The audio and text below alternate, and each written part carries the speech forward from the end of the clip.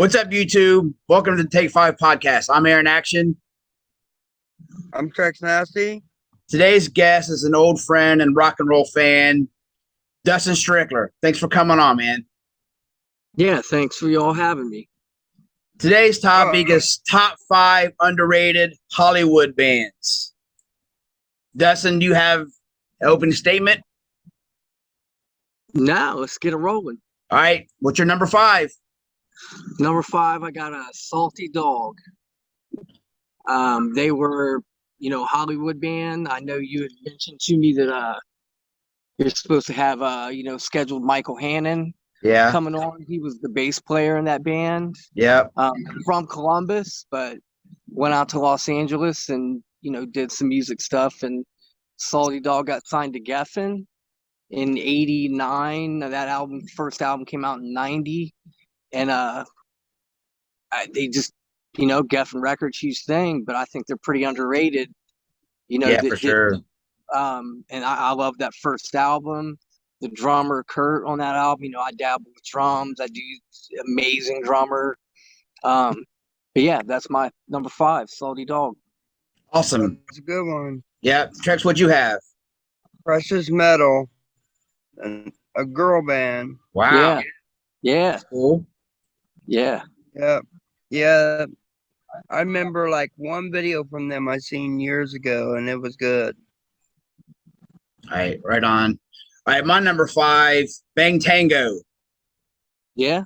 They had their first album. They had like a couple hits, but it was never. They were never like a headlining act. They were labeled as like the hair band, but they were more kind of like funky. I agree. Then their second album was like kind of goth, but it still had like the funk sound. But I thought they were really good. That first album was pretty amazing. Mm-hmm. Did you ever like them, Dustin? I liked I wasn't huge into them, but I did like some of the stuff off that first album. I know they had that video for Someone Like You. Yeah, that song's amazing. Yeah, it is. Yeah. And well, that's kind of the thing too, is like you touched on, like they didn't fit in exactly with what most people know is like the hair band stuff.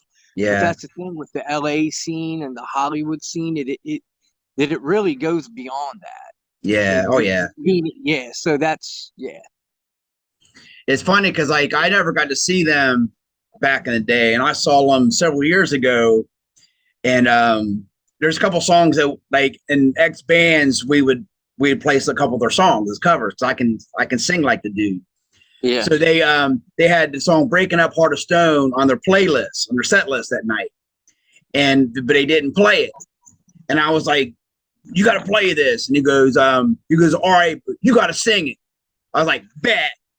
Oh, so like I actually got to sing it. Huh? The singer that is his name Joe with staff. Yeah. He let you do. That's cool, man. Yeah, he gave me the mic and I sung it. There's a picture of me on Facebook. Leanne took the picture of me singing it, and they were like, "Oh, that was awesome, dude," because that was one of the songs that we did. So I thought that was pretty cool. Yeah. All right, Dustin, we have for number 4. I've got a Little Caesar. Oh, that's on my list. Yeah, it's on my list too. Okay. Yeah, they once again definitely underrated. They were one of those bands that were around for a while and went through that whole scene and ended up getting a record deal, and not much came out of it. Similar like Salty Dog, and that's kind of what I was touching on with like underrated bands. Bands that got record deals and had a record or two come out, but But yeah, Little Caesar, man. That first album was awesome. I like his voice. Yeah. Oh yeah. Did you ever get to see them? No.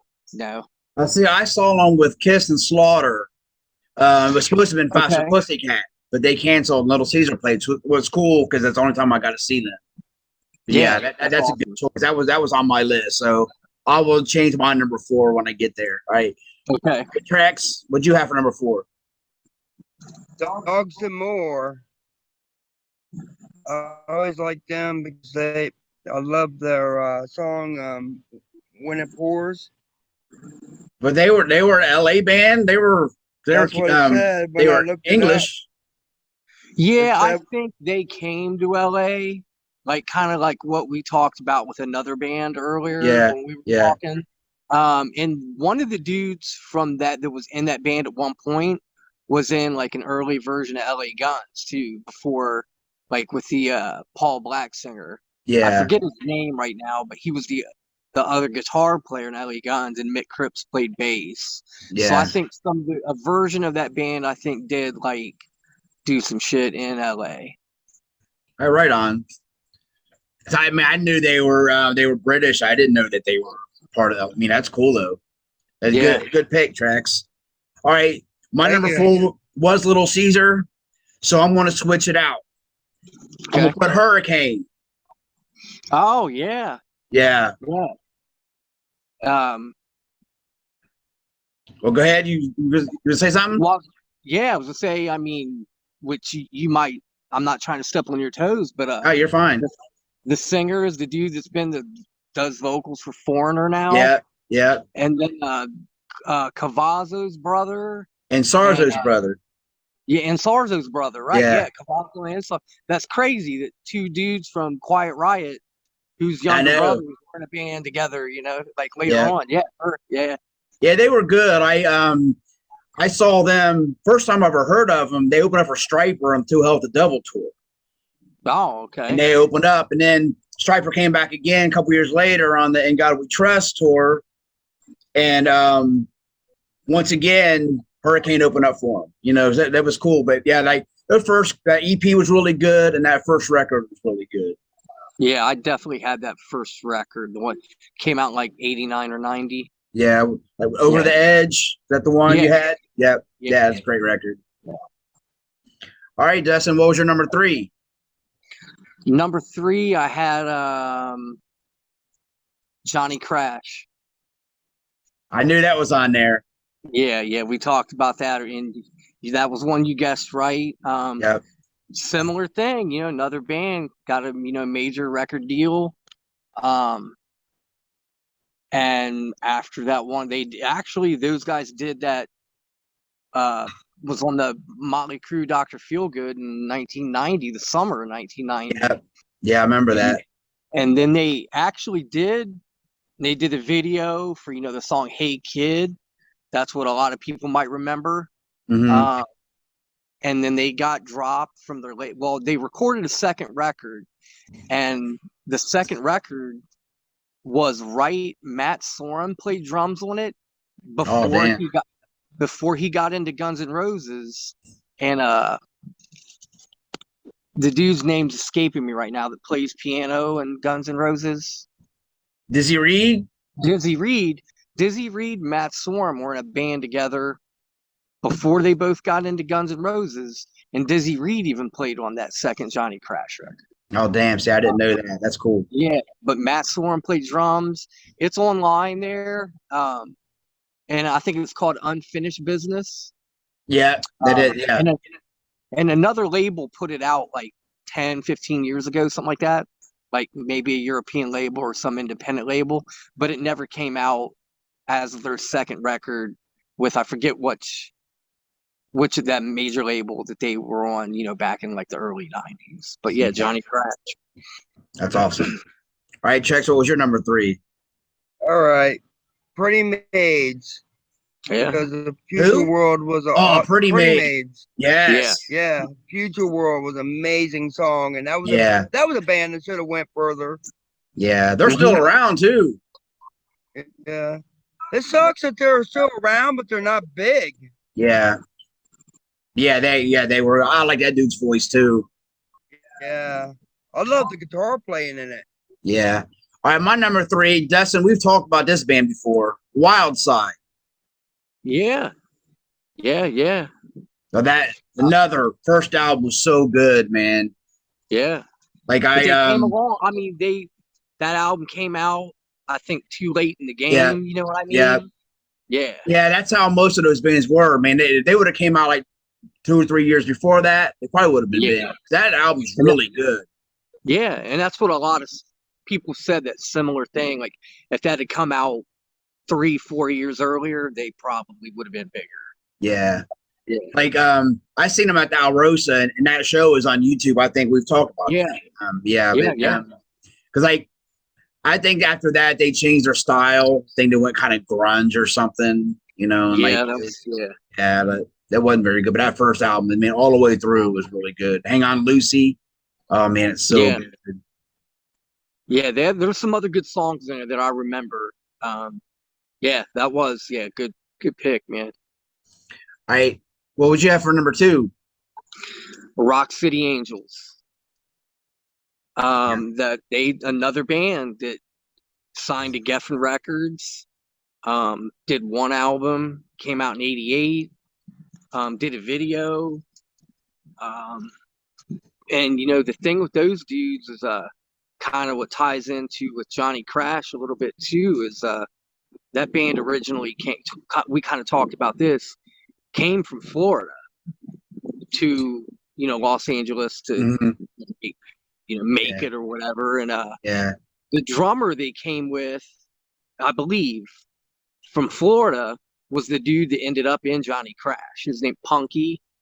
And then the word is also that Johnny Depp came with them, was in the band, came with them from Florida. Oh wow. And then Johnny Depp got into the acting thing, being in Los Angeles. So that's where a lot of his tie comes in to being a musician and playing guitar. Is he had some sort of tie with those Rock City Angels dudes. I think I have heard that before. Yeah. Yeah. All right, Trex. What was your number 2? Number 2, Babylon AD. Yeah. Yeah. Because the first time I've heard of them is the RoboCop movie, the part 2. But they were fucking amazing, and they just never went further. Yeah. Yeah, they were known as the RoboCop band. Yeah. Yeah. It's probably what killed their career. And I don't know, man. I think that's probably helped them. Yeah, I agree. And they were one, I know we kind of talked about this, we touched on this when you and I, they were actually from San Francisco. And I think they got signed out of LA kind of thing, but they were definitely a California band. And I did see them in the summer of 1990. I was in Texas because I had family that lived in Dallas, and them and Trouble Tribe played together. And then I went and saw. Nice. Yeah, I seen them at the Newport. Yeah. Yeah, they were. Yeah, and they then were that good. first album, I loved that first album, man. Yeah. It's just the self-titled, I think. Yeah. Oh yeah, they did a second album, at least one other, if not like maybe 3. But that first one with Bang Go the Bells and Hell yeah. Oh yeah. That's the jam. Kid Goes Wild. Yeah. Yeah. So that was a good pick, man. Yeah. All right, my number 2. This band actually is kind of popular. They have a pretty big following, but I don't think big enough. Lizzie Borden. Oh yeah, I agree. Oh man. Yeah. Lizzie Borden. Yeah, they're like a cult following. Yeah. Yeah.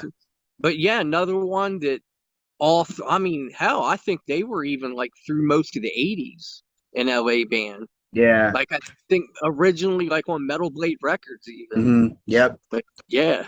And they're still around. I've been trying to get them to come to King of Clubs, man. Like it's one band I never got to see, and I would love to see. Yeah. Oh yeah. Yeah, he had some jams, man. And a great stage show too. Yeah, it was real. Yeah, shock rock stuff. And they were one of the bands in that the Metal Years movie documentary. Yeah. They did the Born to Be Wild cover. Yeah. Yep. All right, Dustin, what was your number 1? Number 1, which I think you're gonna know, 4 Horsemen. Yep. To me, personally, for my love of rock and roll and the style of rock and roll that I touch on a lot of different stuff, and you know that, but that band never got its due, man. And I'll even go as far to say, so they did an EP in '89 called the Welfare Boogie EP, which was very AC/DC-ish, Guns N' Roses-ish, which I love that. But then they did the album, the one with Rick Rubin, Nobody Said It Was Easy. That I'll go as far to say one of the most underrated records in music history. Yeah, I agree. Because you remember you commented on our underrated episode. That album was really good. Yeah. Seemed like they came and went. Didn't like half of them die? Some of them did. Yeah, the singer and drummer, the drummer was actually Chuck Biscuit's brother. Oh, wow. Yeah, Chuck Biscuit's brother. They both did pass away, but that was even after the band had broke up or whatever. Yeah. But I think they fell into the same, just kind of came along too late, you know? Yeah. 91, 92 is when it started. 92, 93, it was pretty much a wrap for a lot of those bands, you know? Yeah, that was a great record, man. Yeah.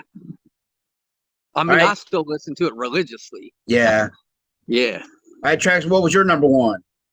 All right. This is something that Aaron probably never would have guessed. Kick Tracy. Oh, yeah. I remember them. I Don't Need No Rules. Yeah. Yeah, they weren't bad. They were late. They were early 90s too, so that's probably what killed them. And see, there's something I thought you would have picked, so I didn't put it. Well, I'll get to that eventually. But okay, my number one was Nitro. I was going to pick them. So over the top, but man, they were so good. Like their first record is like super fast, man, almost thrashy. It was so fast. OFR. Yeah. Man, it was like, I remember people used to call them like the glam thrash or something because, like, man, it was just, it was ridiculous though. Man, the vocals, the guitar playing was so ridiculous. It was like cheesy in a way, but it was still, I still really liked it. Well, I think that was the purpose for them to be so over the top. You know? It worked. They were showing their talents. Yeah. Because they were real talented musicians and they were just showing it. Yeah. Michael D'Angelo, like, he's real good on guitar. Jim Gillette was great on vocals. Yeah. Like, they wanted to prove that they were the best of that style. I remember seeing them. I've seen a couple of times at the Alrosa, and the second album, he does like a lot of deep vocals, and it was so loud that the bass in his vocals, man, is like it was like shaking everything. I mean, you can feel it. It was crazy, man. It was like, damn, that dude's to be able to sing like that live. You know, not too many bands can sound good live. Man, it was crazy how well he sounded. Yeah. And of course, Angelo had the 4-neck guitar and all that. Yeah. Yeah, that was a fun show. That's another band came out too late, kind of came and went. You know, they were more known of like almost like a novelty act, pretty much.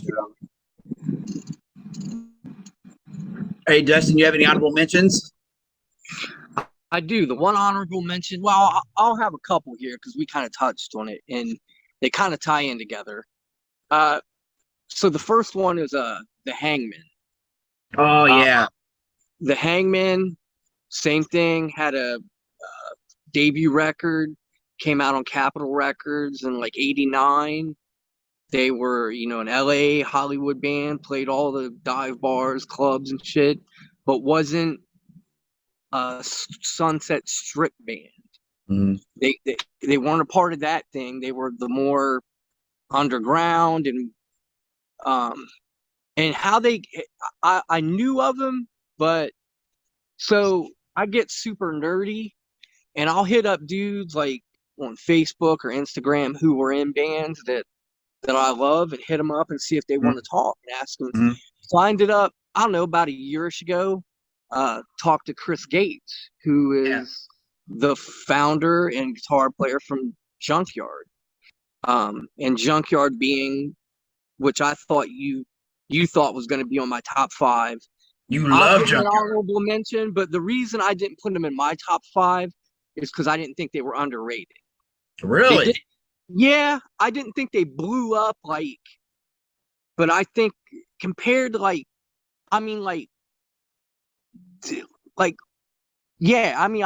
did a couple albums, both on Geffen. They did a lot of touring, so I think they rode that, for me, that fine line of underrated. Still one of my all-time favorite bands. Love that first record, and even most of the stuff they do now. Yeah. Yeah. So back to I hit up Chris Gates, and he was very welcoming and entertaining to all my nerdy questions. And one of the bands that was brought up was the Hangman, which those were like some of their dudes, and that was one of the bands he even said was like that he thought should have went on to bigger shit than what they did. And that was coming from somebody that was a part of that scene during that time. Yeah. Another band mentioned in that same conversation, which was a band called Little Kings. So we talked about the Hangman and Little Kings, but I knew of the Hangman, and I did like that first record, that Rotten Sunday songs on it. So yeah, Junkyard, the Hangman are my couple honorable mentions. Yeah. Yeah. See, like, I guess like you look at underrated different than I do. Yeah. I know you're into like labels and all that kind of stuff, but like me, I kind of go by draw. Like kind of like the places that they would play. Because I would even say like LA Guns is underrated, even though if you're into that style, LA Guns. But LA Guns was never like arena act. Same with Faster Pussycat. And I don't disagree with that. That in general, that Faster Pussycat or LA Guns are underrated. But as far as bands that came out of that Hollywood LA scene, like Faster Pussycat, LA Guns are going to be in most people's immediate. Yeah, exactly. Like, yeah. So that's why I wouldn't call them like underrated. Yeah, for that reason. I get that. That's why they weren't on my list, because if you're into that music, those bands. Right. So, but when we bring up bands like you bringing up, Nitro or Trex, with the girl band, it's escaping me right now. Yeah, Precious Metal. Yeah, like that shit that was there, that was underrated, pretty much. And it didn't even get airplay. One recognized on a lot of levels. Yeah. See, because then I'm going that route. Then Bang Tango wouldn't really be underrated, right? Is that how you're kind of, sort of? Yeah. And that's why. Yeah, I wouldn't. I agree with that. For the explanation that I gave. But once again, like you said, we can debate it and discuss it, but nobody's wrong. Yeah. Yeah. That's what's good. I mean, we can debate all day long, and that neither one of us are right. Yeah, nobody's necessarily wrong. Yeah. Same thing, like I said, with Shrek saying, dogs be more, like they didn't necessarily come out of LA or Hollywood, but totally get why they were a part of it. Yeah. Yeah. I mean, maybe. Yeah. So that's why I don't disagree. And like Babylon AD too, like say, and you and I talked about Jet Boy. Yeah. And I told you Jet Boy were from San Francisco, but I think when they got signed, got signed out of that LA scene. Mm-hmm. But they were actually from San Francisco. You went back on the Western Civilization movie, right? Yeah. Well, one band I would never consider the LA strip scene, but was in that movie for the LA strip scene? Kiss. Well, yeah. And there was that band Seduced, who were from Detroit.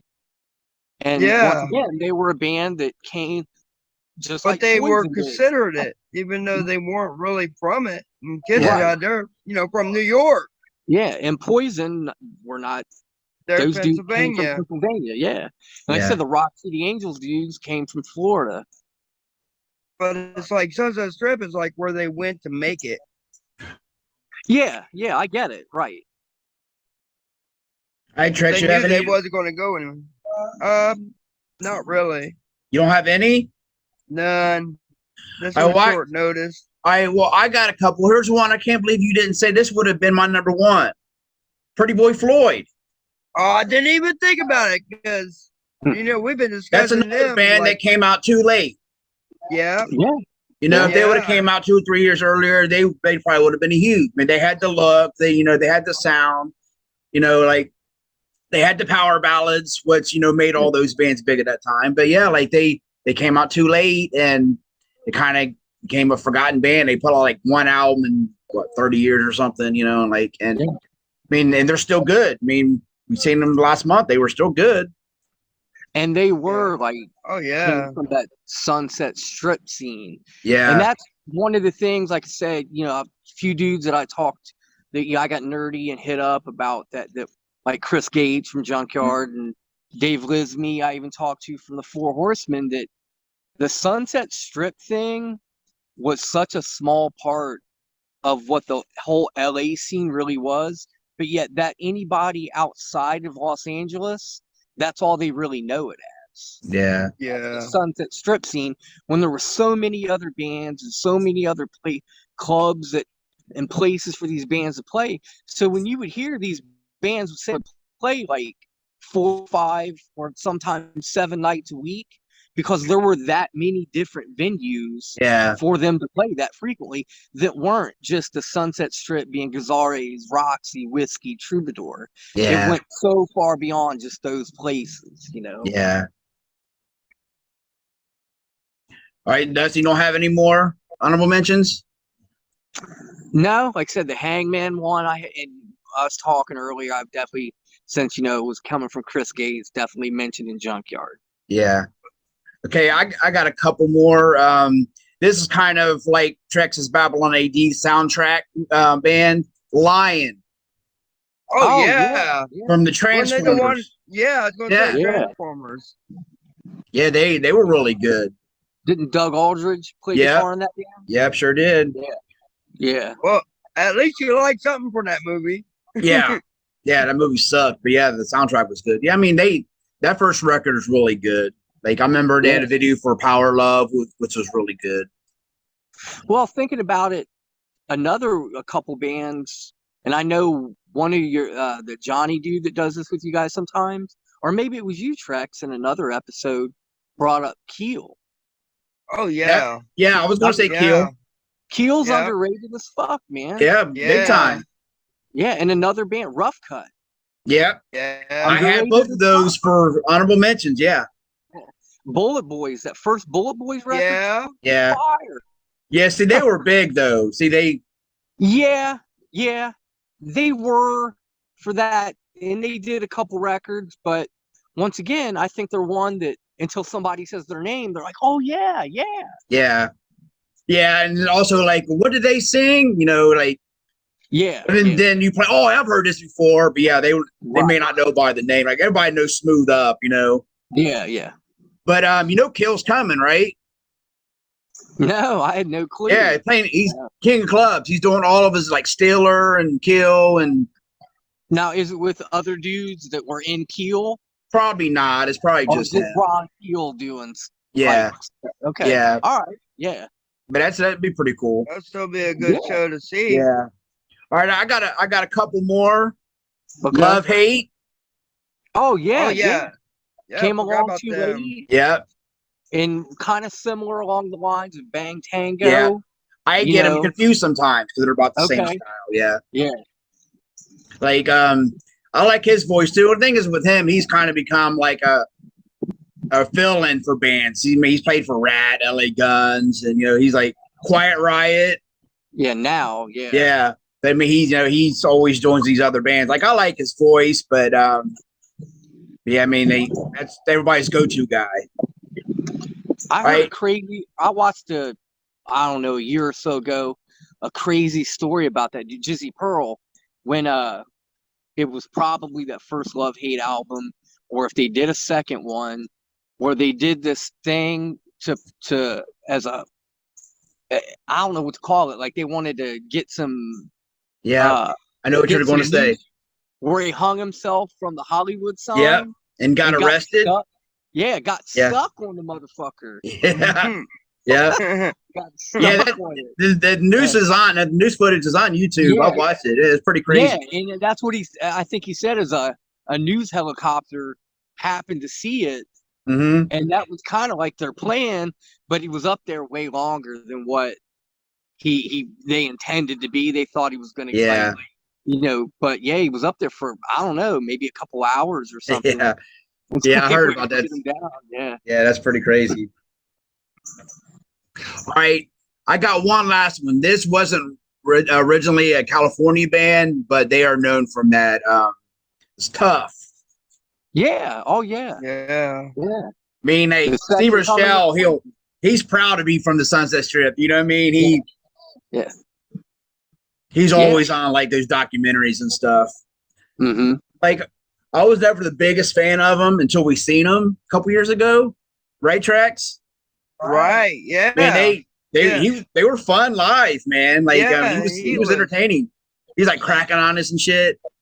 Like Aaron had a Roxy May shirt, and he goes, "There's a guy with a Lady Gaga shirt." Yeah, he was And he like called- just going through the audience and making fun of everybody. It's like it was pretty good. Someone had a like a suede leather jacket on. He goes, "Bon Jovi wants his jacket back." Yeah, he Yeah, was that's straight up. Bragging on people. Yeah, And I didn't realize for the longest that they did have a major label record come out. yeah, I didn't know that they did. I mean, I knew who they were, and some of those dudes like were interviewed in that. We talked about that Metal Years movie. I mean, they weren't one of the bands featured, but I know Steve Rochelle and the other dudes from the band were like interviewed in it. So I've known who they were, but like I said, it wasn't until like 15 years or so ago that I even knew that they had a major label record that even came out. yeah. Well, they had a minor hit with "I Hate Kissing You Goodbye" power ballad. Yeah, I don't remember that. Yeah, that was the first record. Yeah, it was on like MTV like Total Request videos or something like that for a while. I mean, it was short lived, but that was like like a one hit wonder type thing. Well, Yeah. once That's a again, band that like going back, I didn't like back then because once again they came out too late. Like Yeah. Boy Floyd, but going back is like that album's actually pretty good. once again, that's what really killed most of these bands is because of the change. Because Yeah. then the grunge scene Yeah. come out, and it's But like with they that were being forgotten. said, a lot of those bands too were playing in LA for like 3, 4, some of them 5 years before they got that record deal. Yeah. And then when the record deals start coming in 90, 91, 92, like, hey, we made it and all, but yeah, they didn't know what was coming. Yeah. That era Like was, the storm that killed them. yeah, Yeah. right, you're right. That's a great way of saying it. Yeah. Yeah. All right. Anything else? You got any Sunset Strip stories, Dustin? Well, like I said, man, I love, I'm fascinated with that whole scene. Mm-hmm. And that's why I love, trying to hit, some of these people up that, were a part of it. It doesn't always have to be dudes from bands. Like, just hearing about, like, there's a guy that actually who has a YouTube channel that I watch. He has an Instagram called Road Dog 1985, and his YouTube channel is Before I Forget. And he was a dude that in the 80s was a DJ in the New York City, Long Island area, and then he worked for a record distributor and started to get knowing bands who were working through this record distributor, and tells a lot of stories on those YouTube channels. His name is Mike Corcione, I think is his last name, I think.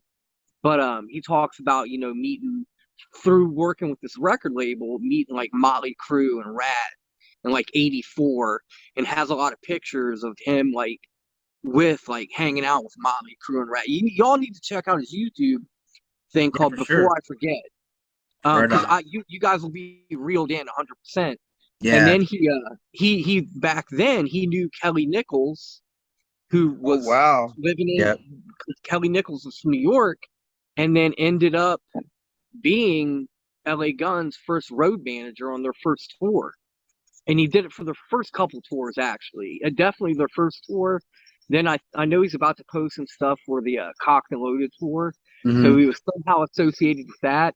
But one of his videos, which is kind of funny, because I know I watched y'all's recent episode that had a mutual friend, Rosie Luck, talk about Vinnie Vincent invasion.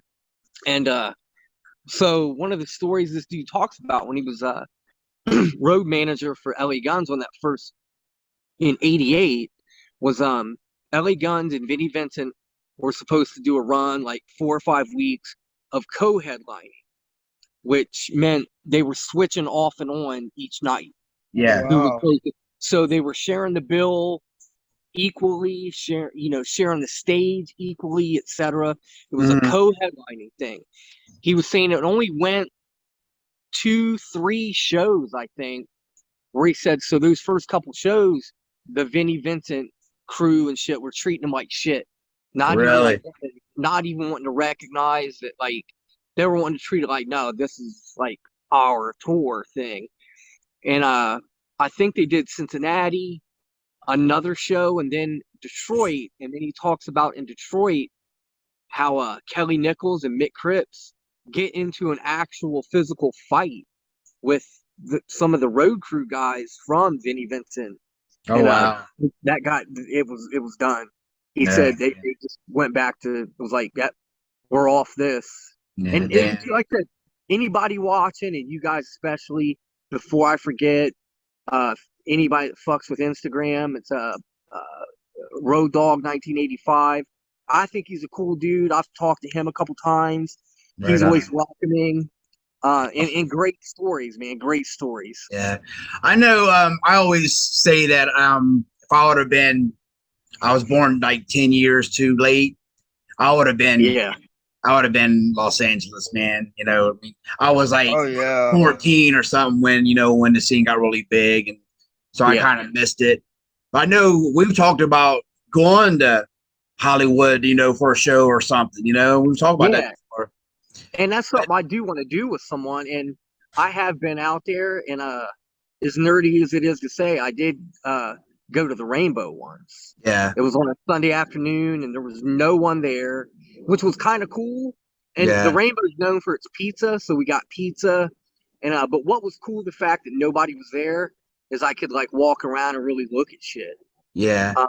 And I have a handful of pictures, some really cool pictures, man. Right. And if people don't know this, most of the Hard Rock cafes are like mimicked after the Rainbow. Oh, right. Oh, wow. Didn't know that's that. where they got the inspiration. Hey, Dustin, I hate to cut you off, but we got like less than a minute left. Okay. So we'll go ahead and cut it off here. Right on. Thanks for coming on, man. Yeah, thanks again for y'all having me. I had fun, man. All right. 5 and out. Man.